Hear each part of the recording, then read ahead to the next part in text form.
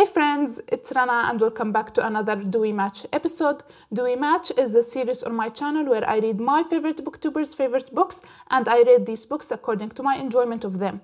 And based on these ratings, I give each booktuber a set of points, and at the end of each episode, I reveal their final score, which places them in the Do We Match ranking list, which currently looks like this. Today I'll be talking about Peru's project, i.e.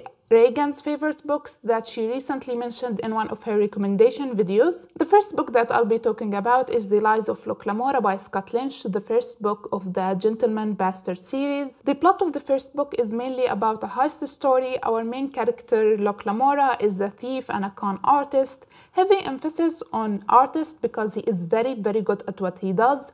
He is an orphan who has been brought up and trained by a blind priest. This blind priest has a small gang of orphans that he taught everything necessary to become con artists and thieves. The chapters alternate between Lamora's story and training when he was young and the current time when he is preparing for a big heist with his gang. The writing is very smart and concise. The story weaves together in a very clever way. A chapter in the current time may leave us on a cliffhanger, but the next chapter will go back in time and show us a story of his childhood that at first may seem irrelevant, but it is actually a preparation and explanation for us for something that will happen soon in the current time. Some people found cutting the plot suddenly to be frustrating, but I personally adored that. I loved reading about Locke and his friends in the past and when they were children, and I loved when the chapters in the past hint at something that may happen in the future, like foreshadow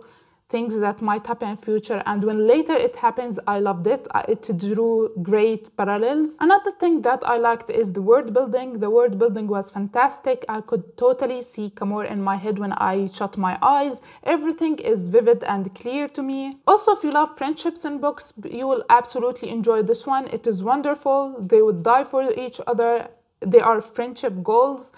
As for the main character, Locke Lamora, hello, my name is Rana and I'm trash for Locke Lamora.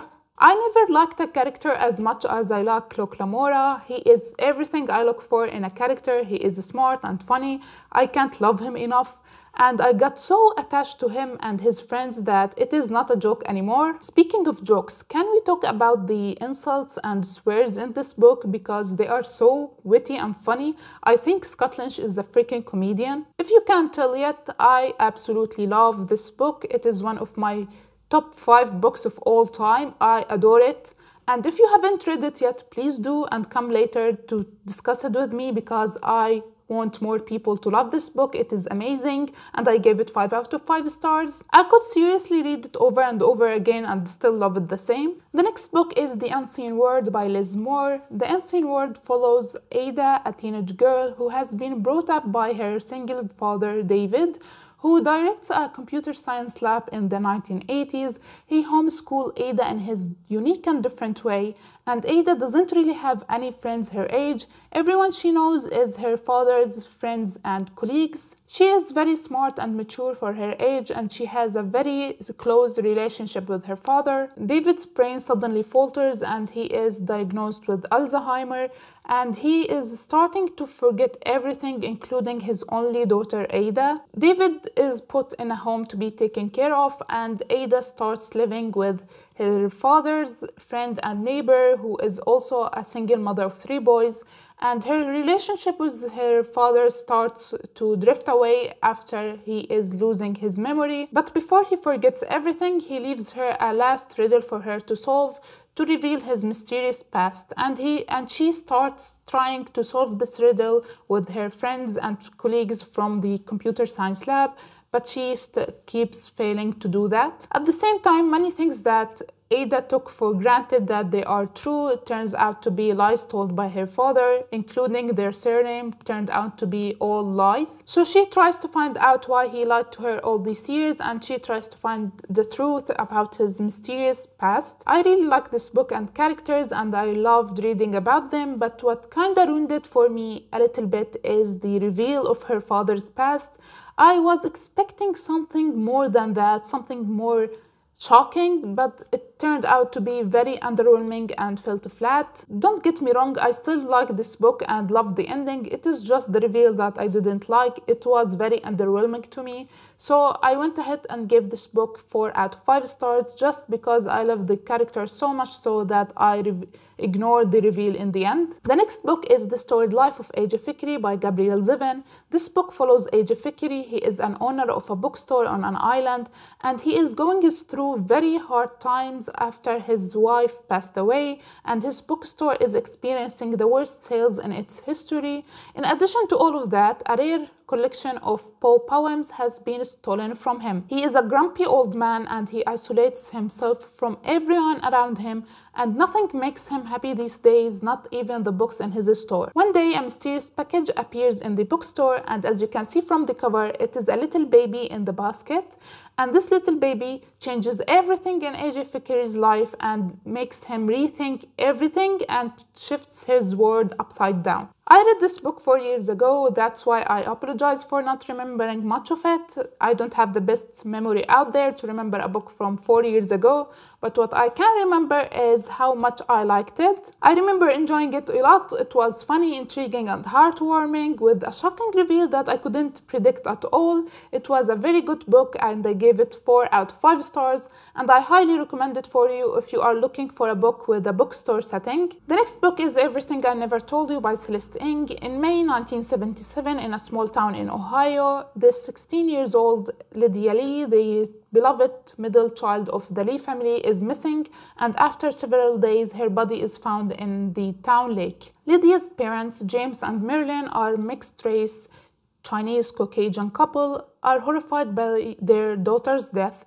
and as the police investigate, they discover that contrary to their belief, Lydia wasn't popular and wasn't doing well at school as they believed.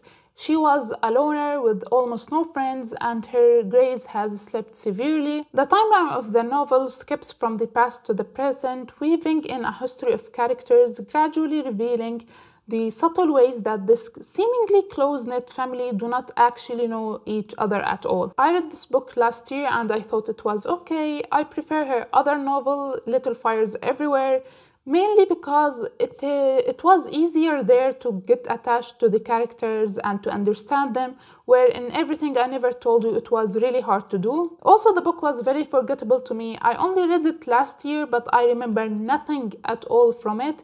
Yes, I know I said I have a bad memory, but it is not that bad to the point that I can't remember a book I read only last year. I gave it only 3 out of 5 stars and I highly recommend you read her other book instead, Little Fires Everywhere. It is a way better book than Everything I Never Told You. And the last book we have today is The City We Became by N.K. Jemisin.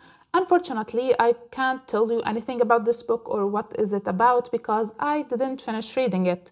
I stopped reading it 40 pages in because I wasn't feeling it. I couldn't get into the story and I wasn't enjoying my time reading it, so I decided to DNF it at page 40. I recently read the Broken Earth trilogy by N.K. Jemisin. I enjoyed the first and second books and was very disappointed by the third one. That's why I didn't have high expectation going into The City We Became. So that's when I didn't enjoy it and didn't get into the story. I decided to give up on it and DNF it. So because I DNF'd it, I won't count it towards today's points for Regan. So after calculating Regan's points for today, her final score out of 100 is 80, exactly 80, which put her in the second place of my Dewey Match ranking list. I thought she might get the first place because she is the first booktuber that I ever discovered and I used to read and love everything that she recommends. I read many books that she talked about and I think throughout the last 5 years, I only hated one book and one series that she recommended. Everything else I absolutely loved. That's why I had high hopes for her to get the first place, but the second place isn't bad after all. She is currently now in the second place, but that may change because I still have one last episode in the Dewey Match series and then we are done with the series. I hope you keep an eye for the last episode. I only have one book to read to finish preparing for that episode. So that's it for today's episode. I hope you liked it. Please subscribe to see my future videos, and I will see you next time. Bye!